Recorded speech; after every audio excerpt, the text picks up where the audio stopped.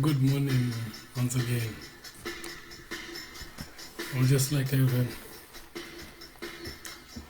a bit of a chit chat regarding a topic that is really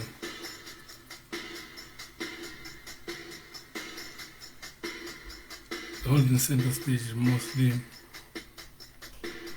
in Africa as of late. I'd like to talk about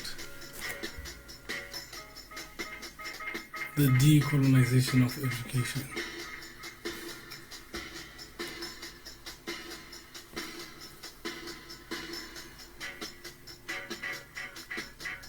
It's a really hot topic that is being discussed of late.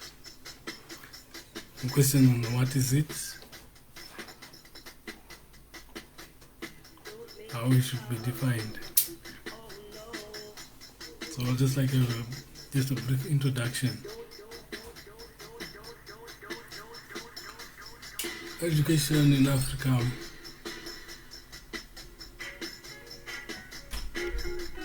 is marked by great inadequacies. At times, the unavailability, the accessibility,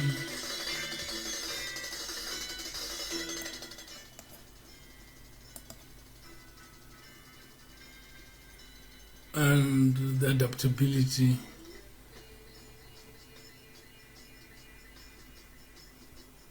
of the nature of that education. Usually these inadequacies, these conceptual inadequacies result in an education that is very unfit to equip the citizens or the African citizenry with the necessary tools to be actually useful in their communities and societies. So decolonization of education could be deemed as a process to dismantle the caged colonial mentality. It can be witnessed as well in the African universities. They might have some degrees of freedom in terms of academic and epistemological freedom, but the curriculum is highly hinged and still continues to promote the Western forms of thought. So quintessentially, decolonization must target or must aim to engage with African experiences such that they are included within the mainstream curriculum. And we should desist or stop from blindly following Western universalism, of that notion that Europe and the West are the centers of knowledge per se. We should really be asking ourselves questions like, what should count as knowledge, and whose knowledge must be acceptable, and to what ends?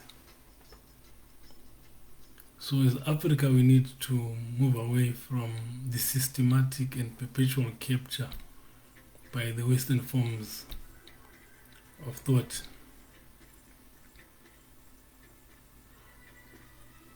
Because really in general, on the whole, education historically,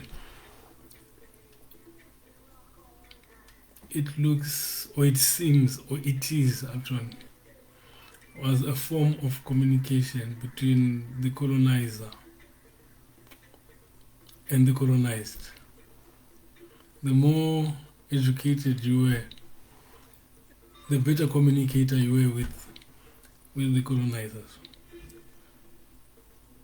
And it still transcends down to this generation that education is a form of communication between the employer, the owners of capital, and the employees, the marginalized and the downtrodden.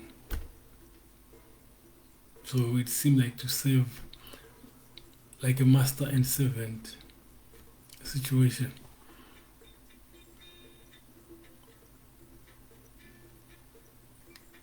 Well, I was thinking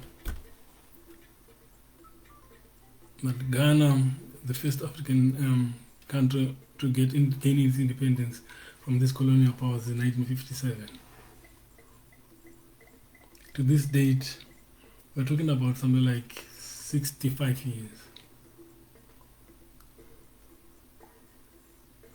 And let us say maybe academic generation where we have new intellectuals coming in. Let us say it's a period of 10 years.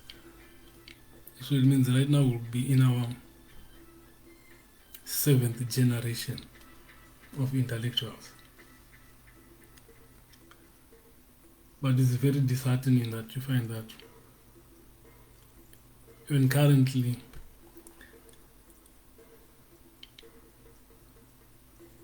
Africa still swims or drowns in that perpetual pool of poverty. We continue to consume what we don't produce and produce what we don't consume.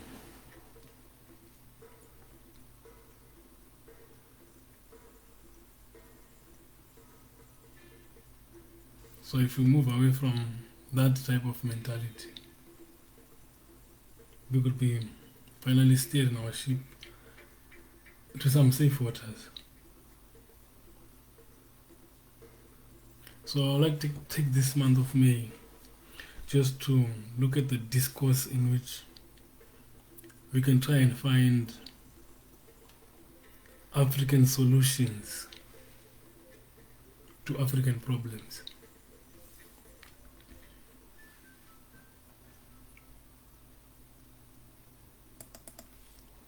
No, thank you very much for listening, but in the next session we'll actually go deeper. Well, I guess the man of God, but to look a little to look at it more in a more defined and definite way, in which we can come out with concrete solutions to help our Africa